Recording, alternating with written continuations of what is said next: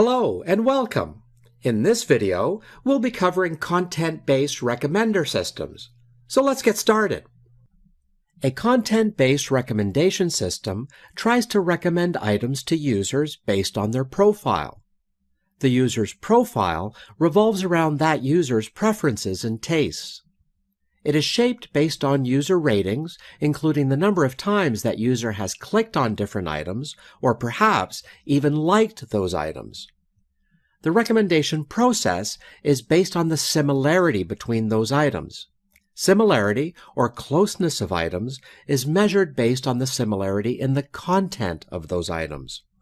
When we say content, we're talking about things like the item's category, tag, genre, and so on.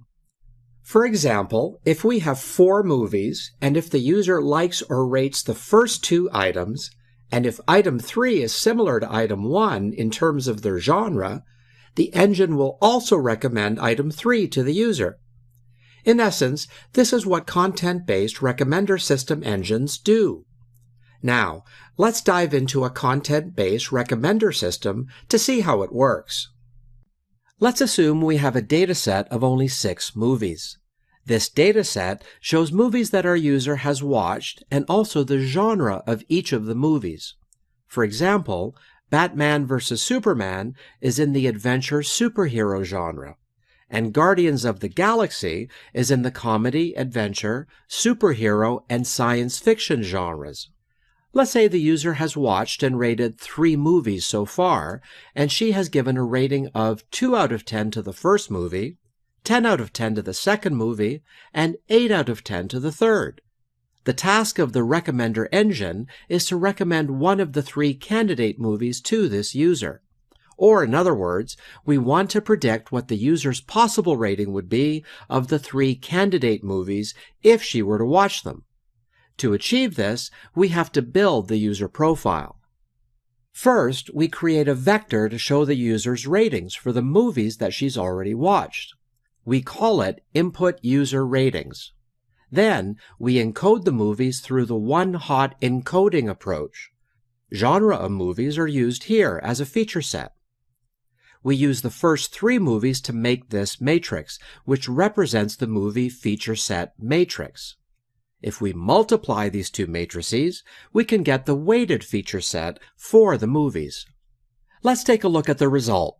This matrix is also called the weighted genre matrix and represents the interests of the user for each genre based on the movies that she's watched.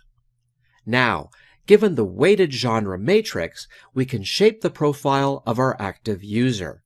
Essentially, we can aggregate the weighted genres and then normalize them to find the user profile.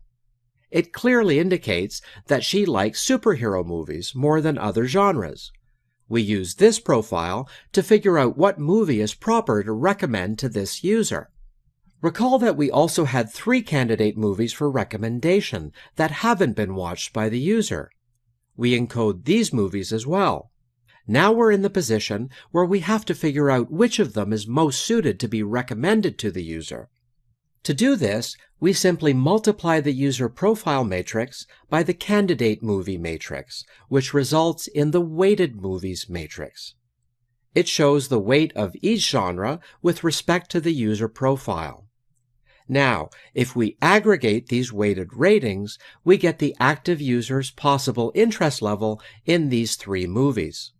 In essence, it's our recommendation list, which we can sort to rank the movies and recommend them to the user. For example, we can say that The Hitchhiker's Guide to the Galaxy has the highest score in our list and is proper to recommend to the user. Now you can come back and fill the predicted ratings for the user.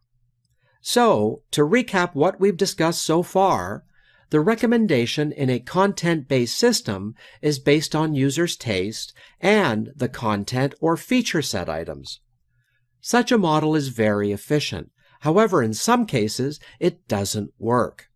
For example, assume that we have a movie in the drama genre, which the user has never watched. So, this genre would not be in her profile. Therefore, she'll only get recommendations related to genres that are already in her profile, and the recommender engine may never recommend any movie within other genres. This problem can be solved by other types of recommender systems, such as collaborative filtering. Thanks for watching.